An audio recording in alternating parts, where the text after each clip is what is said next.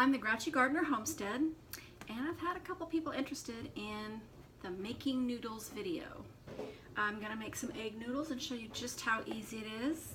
Show you a couple of my favorite shortcuts.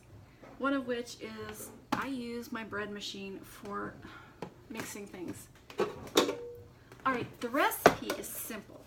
For every egg you use, you're going to use a half cup of flour. And I don't care what your recipe says. I don't even know if this is bread flour or all-purpose flour. It really doesn't matter. Just for every egg you use, you're going to use a half a cup of flour. My chickens have been very busy, so I'm using 8 eggs today. I'm going to use a rolling pin. I have my dough scraper. I have a pizza cutter, and I have a rubber spatula. A wooden spoon does just as well. I also have over here some wax paper and a cookie sheet. Here is 4 cups of flour for my 8 eggs. And for every cup of flour you use, you're going to use a pinch of salt. So I just put a bunch of pinches of salt in there. I just eyeballed it. I keep a little water here because if your dough is too dry, you're going to want to wet it a little. And if your dough is too wet, you're going to want to add a little extra flour. This is my extra flour for my board and for if my dough is too wet. So let's start this by adding my 8 eggs. Well, we can see how many pinches was it. 1, 2, 3, 4, 5, 6. Okay, we did some salt. I didn't use it all. And then we're going to add in the whole 4 cups of flour.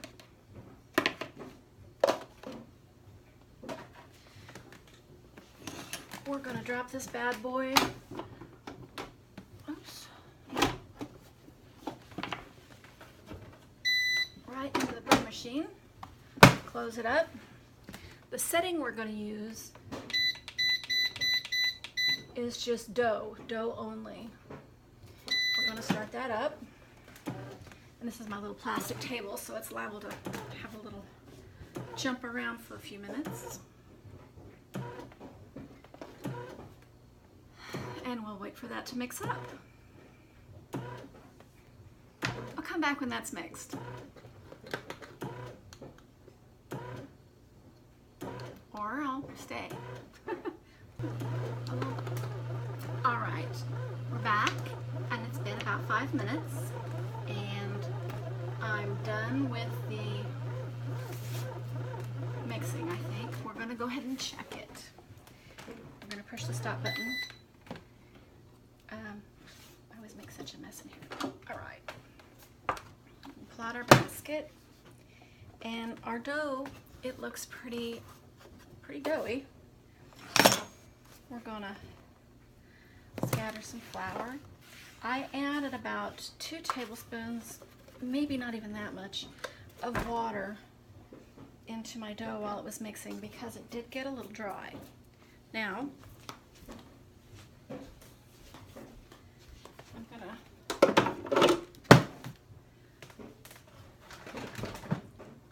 remove this guy here because he's gonna be in the way. It gives me a little more room. My dough looks really good in yellow because I use home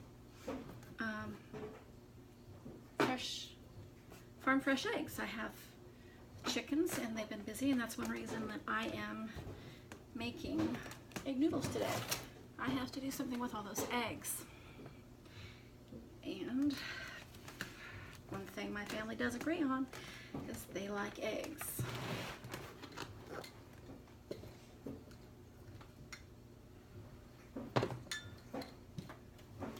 So we're going to most of the kneading was done by the machine, and that's very handy. That's a lot of time that you could have been just sitting here kneading, and who wants that? The mixing and kneading all in one fell swoop, it's kind of handy. Okay, so you're gonna flour up your board really well. think I can lay that away. I'm going to use my bench scraper here. Portion my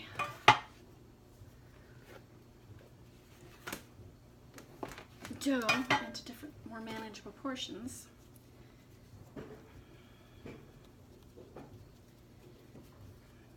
This is probably the very boringest part. It's all very simple.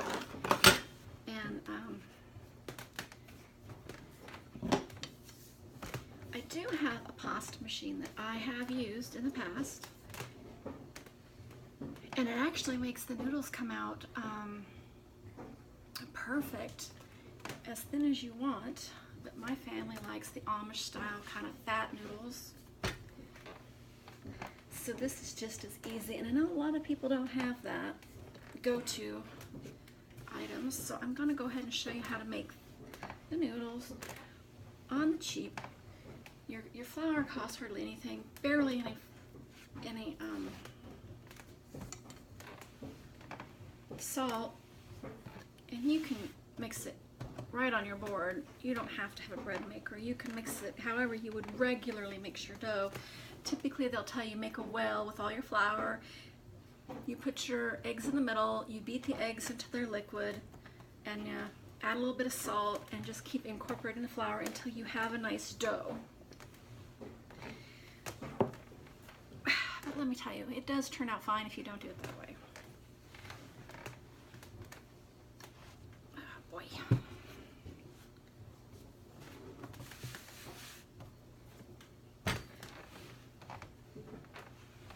Probably should have a white apron if I'm going to have all this flour I'm working with, huh?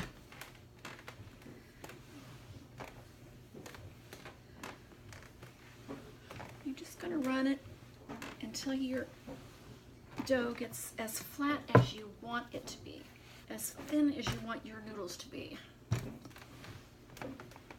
And they are going to swell up a bit when you boil them. I usually boil mine in broth, but you can do them in water.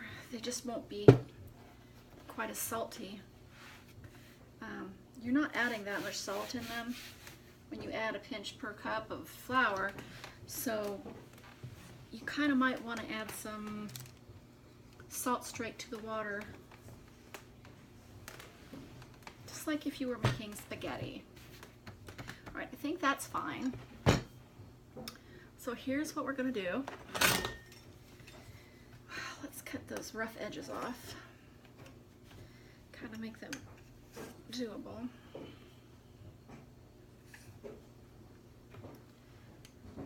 And you can leave them on, they don't hurt anything, just. And now you're just going to cut them the way you want. Some people like the big fat ones that they call chicken pot pie. They're not really a noodle, but they're not really a crust either. They're actually the noodle dough cut big. Oops, I kind of got that one really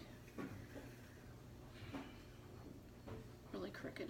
However, that is the sign that you've handmade these noodles. So don't be too exact. You want people to know how much trouble you went to for them.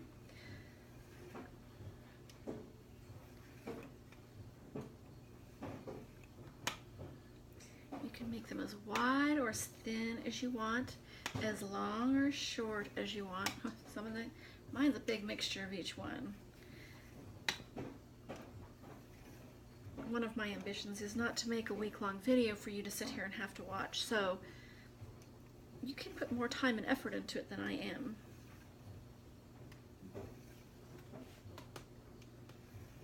Okay, so this first layer of noodles is done. This one's short enough. Some of these are too long, and I'm going to just cut them in half. All right, this is where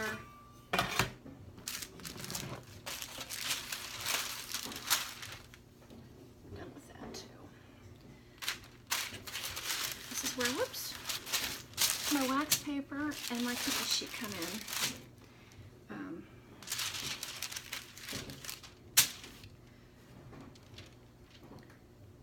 You're going to just lay these out because you're going to freeze them. You can dry them, freeze them, whatever.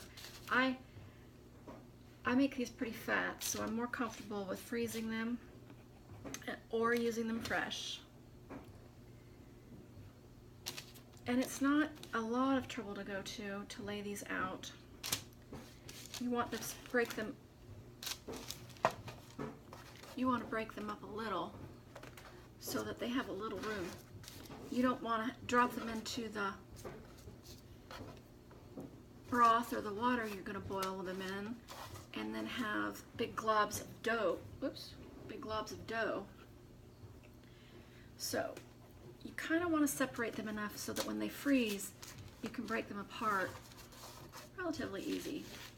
Just has to have just the fraction of a breath in there. So, okay. Like, see, those two want to stick.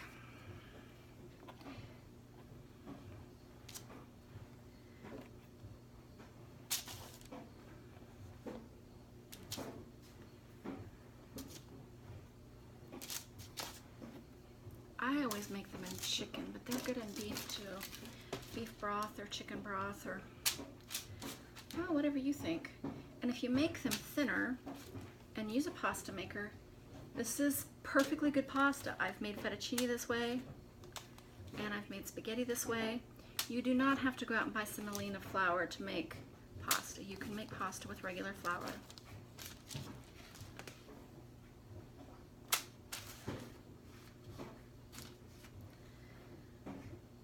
Okay.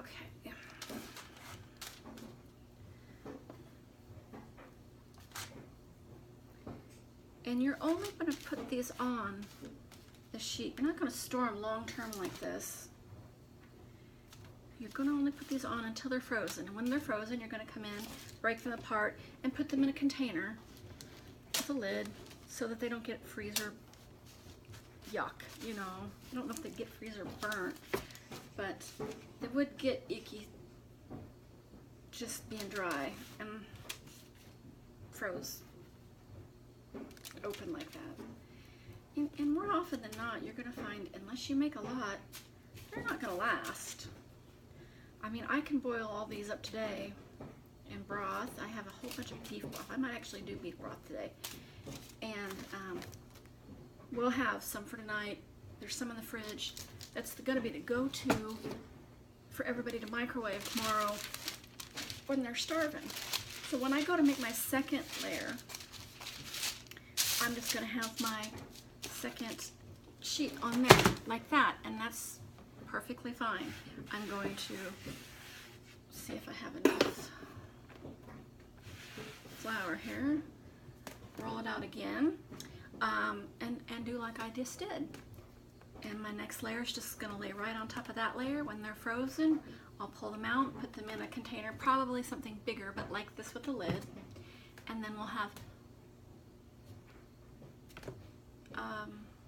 noodles that I can just drop in broth. The way you make them, you bring your broth to a boil. You boil it for until it's got a rolling boil going, and you start dropping them in. Not all at once. You kind of a couple at a time. Oops, I got that all in my pants. A couple at a time. You're going to layer them in there. You're going to boil, you know, drop them in there, mix them in, drop them in there, mix them in. You don't want them sticking together. You're still going to have that problem of having them stick together if you don't drop just a few into the pan at a time. Once they're all in the pan and they're all starting to float, everybody says when they start floating they're done. But really, just give them 5 more minutes, because you want them to be totally done and you want them to have a really nice taste to them. And they will. So, this is how you make egg noodles. I hope you enjoyed it. I hope you learned how easy it was. And I hope this makes it a little less scary to go make something homemade that really, it took 10 minutes. And if you have a bread machine at home, it doesn't take any time at all to just mix this. I made so many. It's why the bread machine took so long. If you make 2 cups of flour, 4 eggs, you won't take nearly as the time. And I'm going to do another segment with the pasta machine so I can show you just how easy that is. All right, and we'll see you back here to play with the pasta machine.